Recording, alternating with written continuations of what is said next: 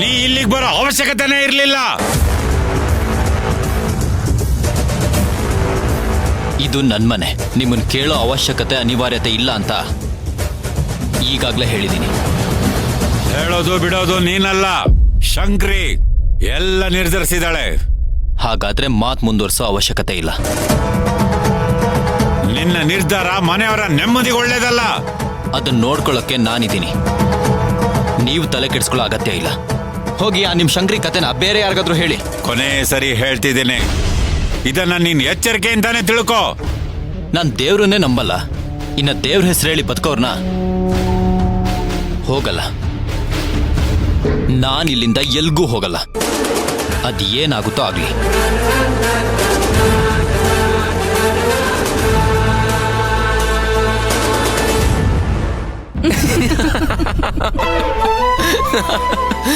Aunty, ಈ ಚಿಕ್ಕಿಗೆ ತಲೆನೇ ಸರಿ ಇಲ್ಲ.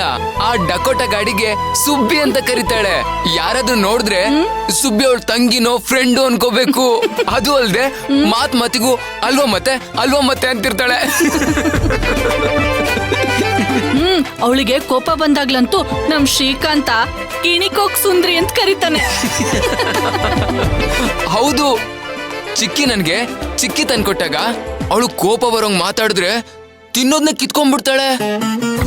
ಎಷ್ಟು ಕೋಪ ಮಾಡ್ಕೊಂತಾಳೆ ಗೊತ್ತಾ? ಆದ್ರೂ ತುಂಬಾ ಒಳ್ಳೆಯವಳು.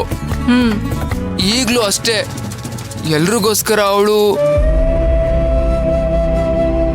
ಹೌದು, ನಮ್ ಪುಟ್ಟಿನ ನೀನು ಚಿಕ್ಕಿ ಅಂತ ಯಾಕೆ ಕರೆಯೋದು? ಗೊತ್ತಿಲ್ವಾ ನಿಮ್ಗೆ? ಚಿಕ್ಕ ವಯಸ್ಸಿಂದನು ಆಟಾಡೋಕ್ ಬರುವಾಗ ನನ್ಗೆ ಅಗಸ್ತ್ಯಣ್ಣಂಗೆ ದಿನಾ ಚಿಕ್ಕಿ ತಗೊಂಬಂದ್ ಕೊಡ್ತಿದ್ಲು. ಅದಕ್ಕೆ. ನಿಮಗ್ ಗೊತ್ತಾ ಆಂಟಿ, ಅಗಸ್ತ್ಯಣ್ಣ ಮತ್ತೆ ಚಿಕ್ಕಿ ಇಬ್ರು ಆಟ ಆಡೋದಕ್ಕಿಂತ ಜಗಳ ಆಡ್ತಿದ್ದಿದ್ದೆ ಜಾಸ್ತಿ. ಚಿಕ್ಕಿ ಅವಳು ಕೋಪ ಬಂದಾಗ ಏನ್ ಮಾಡ್ತಾಳೆ ಅಂದ್ರೆ,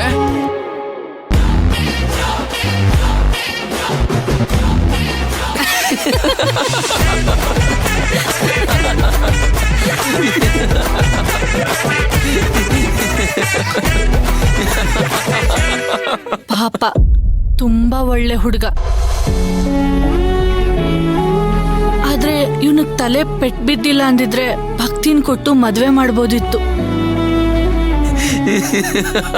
ಏನ್ ಚಿಕ್ಕತ್ತೆ, ಭಾವಿ ಅಳಿಯಂದ್ರ ಜೊತೆ ಹರಟೆ ಹೊಡಿತಾ ಇದ್ದೀರಾ? ಏನ್ ಅಳಿಯಂದ್ರೆ, ಏನ್ ಸಮಾಚಾರ? ಸಮಯಕ್ಕೆ ಸರಿಯಾಗಿ ಮಾತ್ರೆ ತಗೋತಿದ್ದೀರಾ ತಾನೆ?